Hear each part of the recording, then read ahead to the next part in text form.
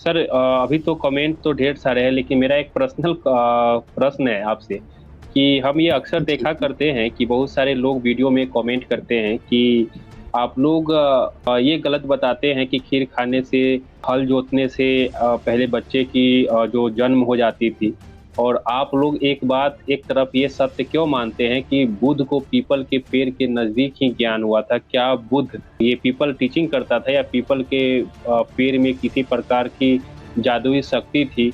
इसके पीछे का क्या रीज़न है कि बुद्ध को पीपल के पेड़ के ही नीचे ज्ञान मिला? जी, जी। देखिए, इसमें हमें इन पूरे प्रकरण को समझना होगा कि पहले ये कौन लोग हैं। जब ये बात आप समझ लीजिएगा ना कि कौन लोग ये बात कह रहे हैं, तो वहीं से पूरा का पूरा क्लियर हो जाएगा। दरअसल जब वाल्मीकि रामायण आप पढ़ते हैं, तो जो बाल कांड है, उस बाल कांड में ये चीज़ मिलता है कि एक दशरथ नाम का राजा है, जो 60,000 साल पुराना हो गया है। समय अवधि भी देख लीजिए, 60,000 साल पुराना हो गया है। उसका कोई बाल बच्चा नहीं है, तो वो पुत्रेष्टि यज्ञ कराता है। जब पुत्रेष्टि यज्ञ कराता है, तो उसकी जो बड़ी बीवी है कौशल्या, उसको एक घोड़े के साथ रात भर सुलाया जाता है। रात भर वो घोड़े के साथ सोती है। ये सारा वाल्मीकि रामायण में लिखा हुआ है। आप कोई भी पब्लिकेशन उठा लीजिए, चाहे द्वारिका प्रसाद चतुर्वेदी का उठा लीजिए, जो 1927 का है, ऑनलाइन भी मिल जाएगा, या फिर गीता प्रेस का ही उठा लीजिए, सब में मिल जाएगा। अब जब वो सोती है घोड़े के साथ कौशल्या, फिर क्या होता है कि पुत्रेष्टि यज्ञ होता है और उस यज्ञ में से एक इंसान निकलता है हवन में से, और वो हाथ में खीर लेके निकलता है। अब उस खीर को दशरथ को दिया जाता है। दशरथ उस खीर को ले जाते हैं, अपने तीनों बीवियों को खिलाते हैं उस खीर को। साफ साफ लिखा हुआ है, ये मैंने अपने वीडियो में भी पूरे प्रूफ के साथ दिखाया है, स्क्रीनशॉट के साथ दिखाया है।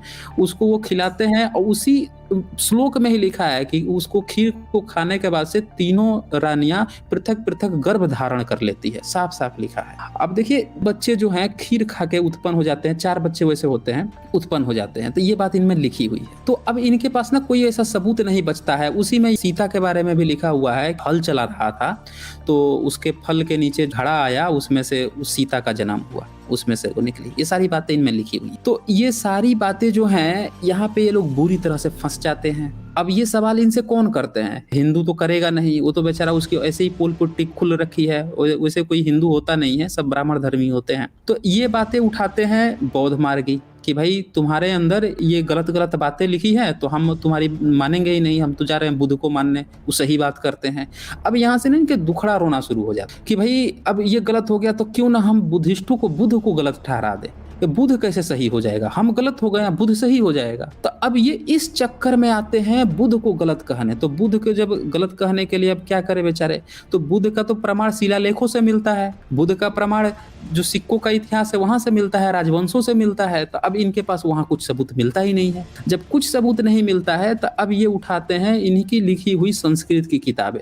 हम सभी जानते हैं कि बुद्धिस्ट की सारी किताबें पाली की। तो बुद्धिस्टों की जो ओरिजिनल पाली की किताब है, उससे आप अगर पढ़ेंगे तो सारा का सारा दूध का दूध और पानी का पानी हो जाएगा। ये जितने किताब का रेफरेंस देंगे, ये सब संस्कृत किताबों का। जैसे ये रेफरेंस देंगे ललित विस्तर का। ललित विस्तर किस भाषा में लिखा गया है? संस्कृत में लिखा गया है। आप समझ जाइए कि इस ललित विस्तर को किसने लिखा होगा, क्यों लिखा होगा, असंस्कृत में क्यों लिखेगा? अरे बुद्धिस्टों की भाषा पाली है, तो उसका रेफरेंस दो ना पाली की किताब से, क्यों चले जाते हो संस्कृत किताबों में? तो ललित विस्तर से देगा। ललित विस्तर में क्या लिखा है कि बुद्ध की माँ जो है वो सोई हुई थी। एक तो नाम बिगाड़ देगा, बुद्ध को बुद्ध कर देगा। उनकी माता का नाम लुम्बिनी करके नाम था उनकी माता का, तो जन्म भी उनका लुम्बिनी में हुआ था। माता के नाम भी उसी तरह से लुम्बिनी से ही जुड़ा हुआ है, लेकिन उसका नाम बिगाड़ के इन लोगों ने महामाया कर दिया है उस संस्कृत में। तो वहां से रेफरेंस देगा और क्या बताएगा कि उन्होंने एक सपना देखा कि एक सफेद हाथी जो है उनके दाहिने कुच्ची में प्रवेश कर गया सपने में। तो देखिए यहाँ पे क्या बात हो रही है कि सपने में आया। तो सपने में आया। अब इसको बेचारे को पता ही नहीं है कि सपना क्या होता है और हकीकत क्या होती है। कल को कह देगा कि उसकी, जो ये बंदा कहता है, कल को ये कह देगा कि उसकी माँ के सपने में डायनासोर आया था। तब कह देगा कि भैया अब हम डायनासोर के बेटे हो गए हैं। वही कहेगा ना। जब सपना में हाथी आ जा रहा है, पशु आ जा रहा है और उसको बोल रहा है कि उसका ये बच्चा हो गया, तो इसका तो मतलब यही हुआ कि उसकी माता को भी दिन में कुत्ते, बिलार, सियार सबके सपने आते होंगे, तो उन्हीं का ही बेटा हो जाता होगा। इनको सपने और हकीकत में अंतर नहीं पता है। बस यहीं पे ये बेचारे फंस जाते हैं। इनको एक्चुअली में ये क्रिटिसाइज करना होता है कि कैसे हम बुद्ध मार्ग को क्रिटिसाइज कर दें। इनके पास अब कुछ ऑप्शन ही नहीं बचता है। इनके तो ग्रंथों में इतनी गपोड़ गाथा है जिसको मुस्लिम ईसाई तो छोड़ दीजिए, बुद्धिस्ट भी दिखा देते हैं कि देखो कितना तुम्हारा गंदा है किताब, कितनी खराब लिखी है। तो इसीलिए ऐसी बातें करते हैं। तो ये तो थी एक बात। अब दूसरी बात, अब ये आते हैं बुद्ध के ज्ञान प्राप्ति पर, क्योंकि पूरी दुनिया में आज तक जो चीज पढ़ाई गई है वो एक ही बात पढ़ाई गई है कि बुद्ध को ज्ञान की प्राप्ति हुई थी। और बुद्ध को ज्ञान की क्या प्राप्ति हुई थी? ये सब लोग जानते हैं कि ईश्वर नहीं है, आत्मा नहीं है। अज्ञान की प्राप्ति क्या आसमान से टपक के हुई थी? नहीं। बुद्ध को ज्ञान की प्राप्ति 6 साल के रिसर्च से हुई थी। वो 29 साल की उम्र में जो घर से गए थे और जो वो 35 साल की उम्र में उन्होंने डिक्लेयर किया कि now I am able to share my knowledge to everyone, मतलब जब उन्होंने ये डिक्लेयर किया उस दिन को कहा जाता है कि इनको ज्ञान की प्राप्ति हुई है। लेकिन ये क्या करते हैं कि इसको बताते हैं कि पीपल के पेड़ के नीचे बैठे थे, आसमान से कुछ टपक के ज्ञान की प्राप्ति हो गया। तो ये कहीं भी नहीं लिखा है।